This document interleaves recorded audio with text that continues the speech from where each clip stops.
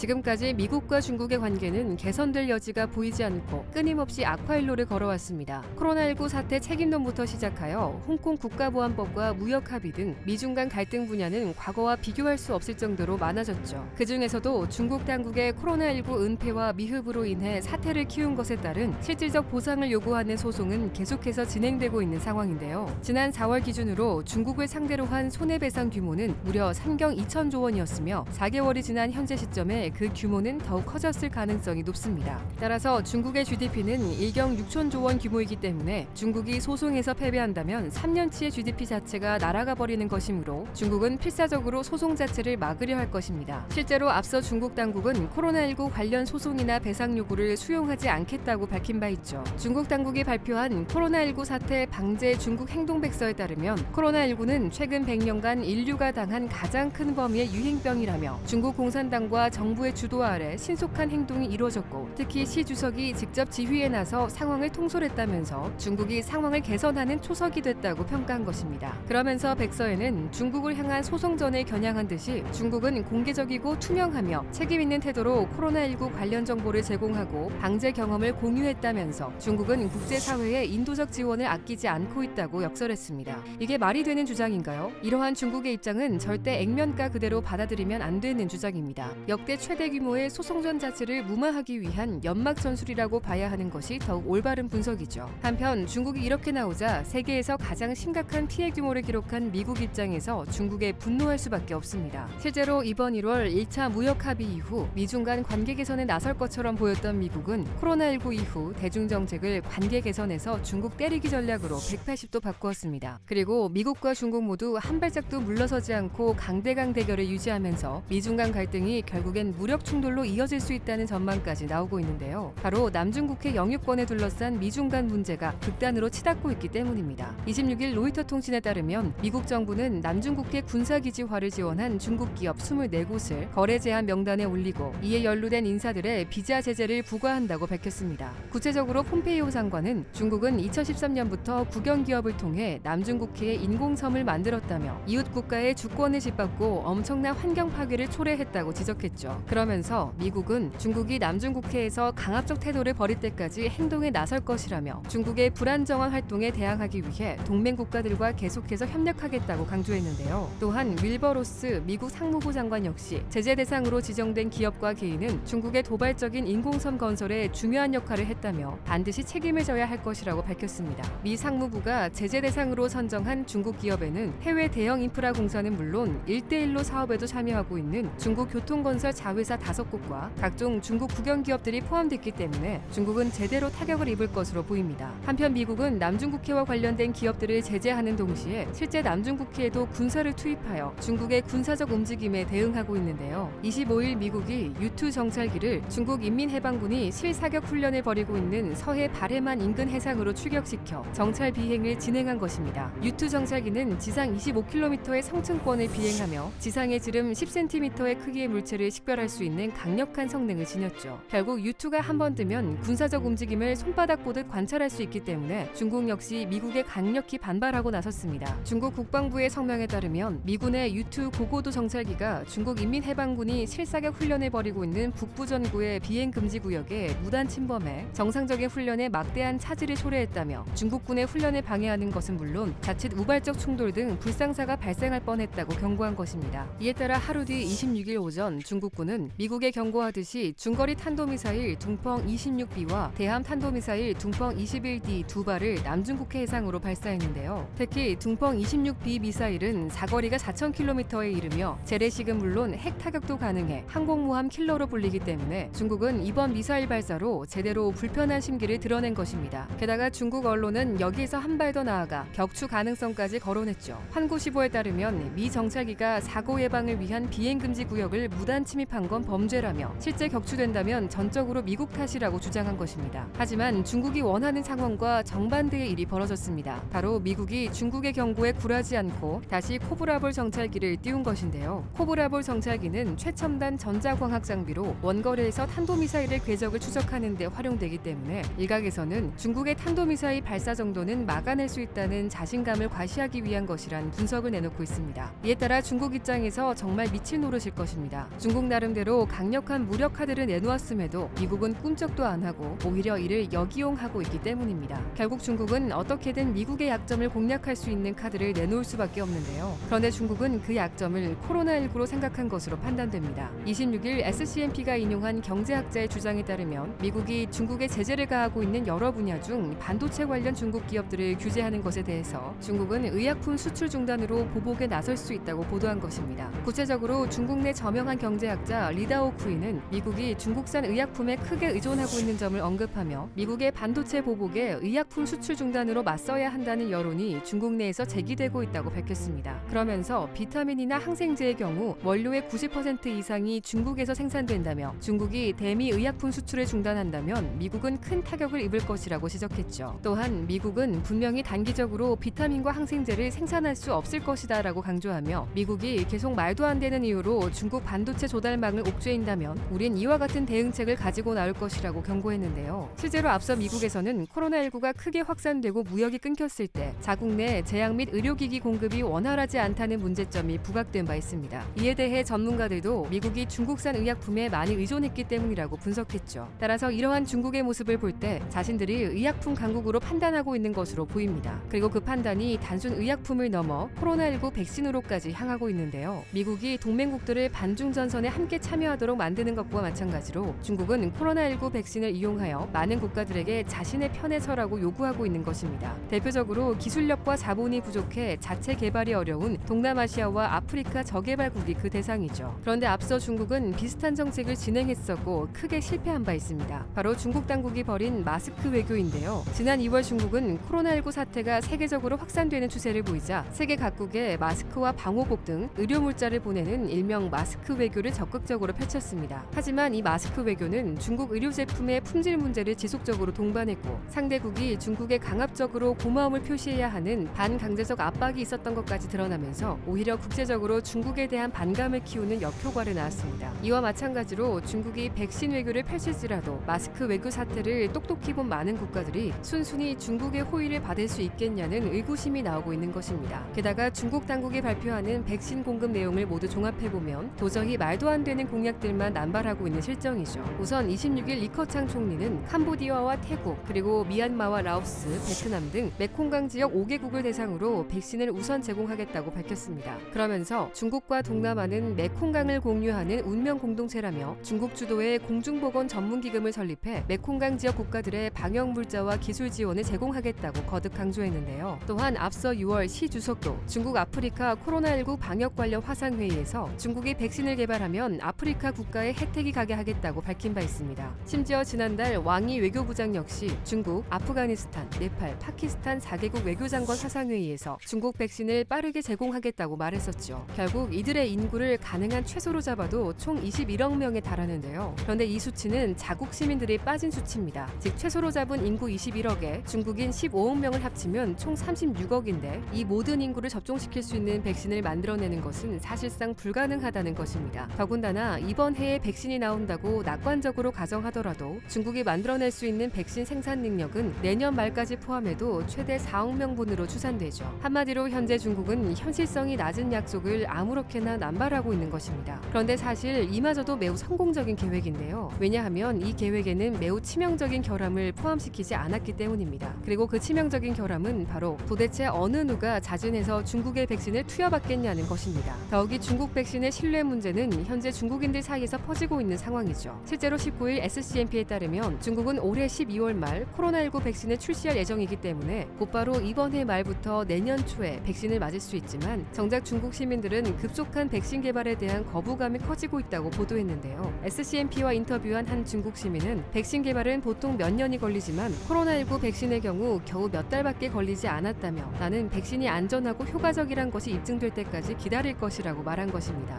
또한 자신은 임상시험용 동물인 기니피그가 되고 싶지 않다며 코로나19 백신에 대한 불신을 드러냈죠. 이렇게 시민들조차 자국 정부의 백신을 믿지 못하는 상황에서 과연 중국 당국이 계획하는 코로나19 백신을 이용하여 국제사회를 자신의 편으로 만들겠다는 계획이 성공할 수 있을까요? 조심스럽게 예상해볼 때 중국 당국의 백신 외교는 실패할 것이며 코로나19를 역으로 이용하여 미국에 대항하겠다는 계획 역시 시도조차 못하고 무너질 것입니다. 이렇게 중국의 모습을 볼 때 국제관계에서 신뢰와 믿음이 얼마나 중요한지 중요한지에 대한 교훈을 깨달을 수 있습니다. 그렇기 때문에 현재 중국이 한국에 함께 협력하여 관계 개선에 나서자고 이야기하는 모습 또한 믿을 수 없는데요. 실제로 중국은 한국의 협력을 바라면서 뒤로는 계속해서 한국을 압박했던 것으로 드러났습니다. 최근 발표된 미국 과학자연맹 보고서에 따르면 2013년 말 중국이 동중국해 방공식별구역을 일방적으로 설치한 후 7년간 한국과 일본 그리고 대만의 방공식별구역을 최소 4,000회 이상 침입한 것으로 드러난 것입니다. 또한 보고서는 2016년 중국이 한국에 사전 통보하지 않고 중국군 전자정보 수집기와 전략폭격기를 출격시켜 한국 방공식별구역을 침범했다고 기록했습니다. 이 당시 한국은 북한의 핵미사일 위협으로 미국과 사드 배치를 논의하고 있던 시점이었죠. 그리고 2019년 들어 중국은 더욱 도발적인 행보를 보이기 시작했는데요. 자국 군용기를 출격시켜 동해 울릉도와 독도 인근까지 진출한 것입니다. 이는 한국과 중국의 중첩되는 구역에 들어온 것이 아닌 명백히 한국이 관리하는 방공식별구역을 침범한 것이죠. 그렇다면 중국은 왜 동북아의 방공식별구역을 지속적으로 침범할까요? 그 이유에 대해 미국 과학자연맹 보고서는 크게 4가지로 분석했습니다. 첫 번째는 장거리 비행 시 외국군을 만날 경우에 대비해 훈련을 진행한 것이며, 두 번째는 한국군에 대한 정보를 수집하기 위함이라는 것입니다. 그리고 세 번째는 공군력 과시를 통한 동북아 지배권을 강화하기 위한 목적 때문이며, 네 번째는 지역 국가 동맹에 대한 회유와 압박을 진행하기 위해서라는 것입니다. 실제로 앞서 한국이 사드 배치를 계획하자 중국이 다수의 군용기를 한국 방공식별구역에 보낸 것도 이런 회유와 압박 방식을 이용한 것이죠. 결국 보고서는 중국이 곧 대형 공중급유기까지 동원해 하와이 인근의 미국 방공식별구역까지 진출할 것으로 예상했는데요. 만약 상황이 이렇게 된다면 중국은 미국과 동맹국이 만든 공중방어막을 알고도 무력화시키려는 목적을 가진 것으로 해석할 수 있기 때문에 앞으로 동북아시아의 갈등 수위는 더욱 높아질 것으로 보입니다. 또한 한국도 중국의 군사적 움직임에 반드시 대비해야 할 것으로 판단됩니다. 오늘